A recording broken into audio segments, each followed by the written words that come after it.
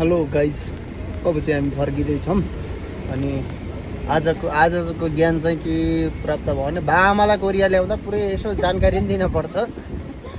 यहाँ के अरे बाआमालाई एकजना दाइले घुमाउनु ल्याएको समुद्र घुमाइसकेपछि अनि पब्लिक सावरमा लिएर जानुभएको छ।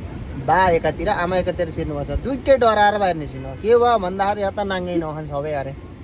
अनि त्यति बा आमालाई यहाँ यस्तो हुन्छ भन्दै भाइ होइन होइन म त नआउँदिनँ, म त जानिम रुममै मान्नुभयो। अनि त्यसपछि बाहिर कोइन हालेर अनि उहाँ बाले चाहिँ नआउनु भयो, आमाले चाहिँ म नआउँदिनँ म वहीँ जान्छु भनेर चिसा कपडै क्यार्नुभयो। पछाडि त थाहा भएन, त्यसरी चाहिँ जानुभयो उहाँहरू।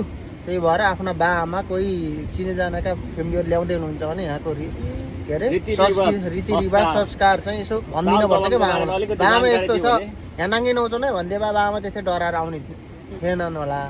त्यही भएर यो ज्ञान तपाईँहरूको लागि हो। ज्ञान समाप्त। धन्यवाद।